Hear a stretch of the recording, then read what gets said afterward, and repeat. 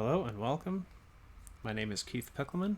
This video will be on ethical issues in addictive application design in the software industry.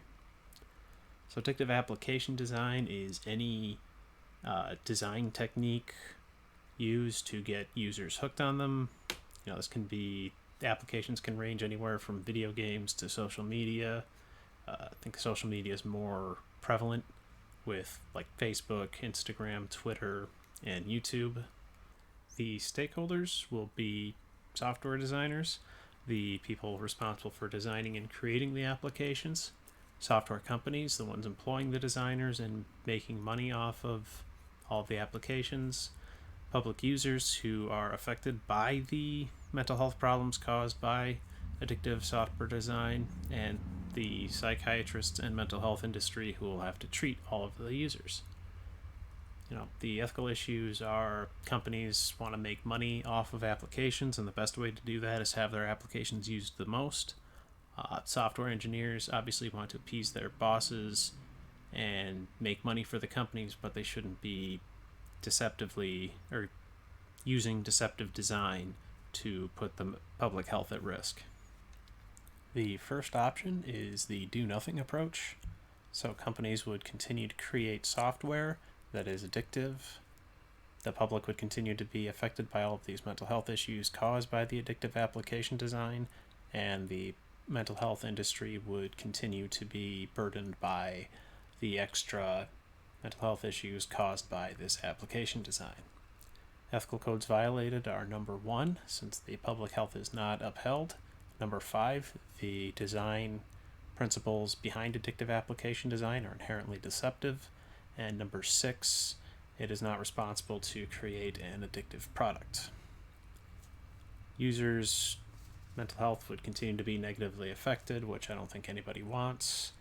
And valuation is just, software would be continued to be developed using addictive design, and this puts extra burden on the mental health industry and is obviously a huge burden to the users affected by this. Option number 2 would be to raise public awareness. Applications would continue to be designed with the addictive design principles.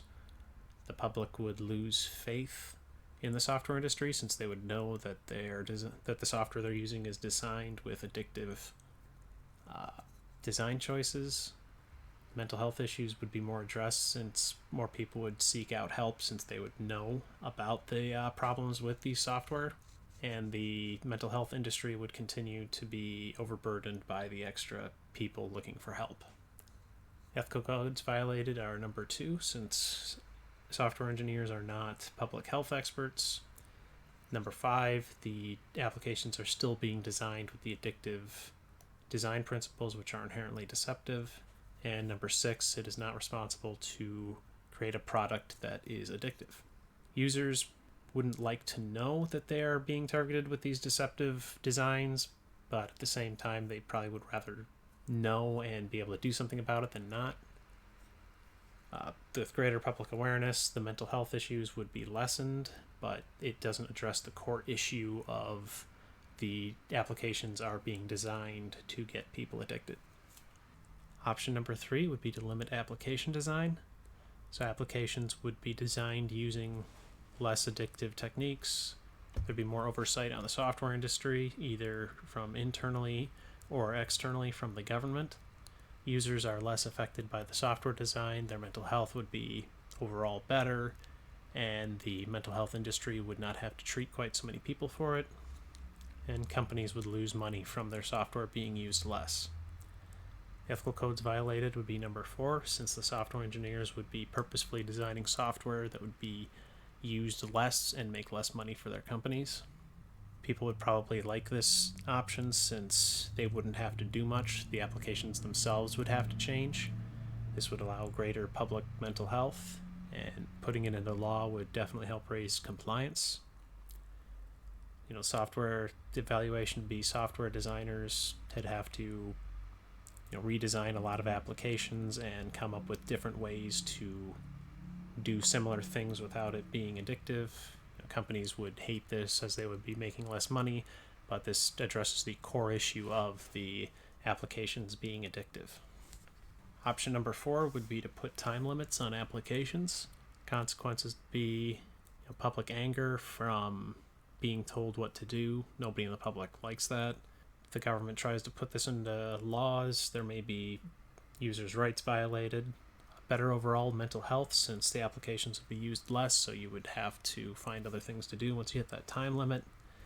And companies would continue to lose money from their applications being used less. Ethical codes violated are 2, since software engineers are not public health experts, probably don't know how long is too long on an application. Number 5, since the design techniques being used are still deceptive. And number 6, since it's still not responsible to create an addictive application even with a time limit on it. Public wouldn't like this. Nobody likes being told what to do. Trying to put this into law could be unconstitutional, especially on public forums like Twitter. Violates the user's freedom of speech. The evaluation is software continues to be developed using addictive design principles, and the public health issues would be addressed by the time limit, but in a more forceful manner. This puts more burden on the users as opposed to the companies, and that may not be seen as fair. My recommendation would be to go with option number 3, which limits application design. It addresses the core issue and puts less of an overall burden on both the mental health industry and the users, and overall is just the best option. And this is the reference section that I used to research for this topic. Thank you and have a good day.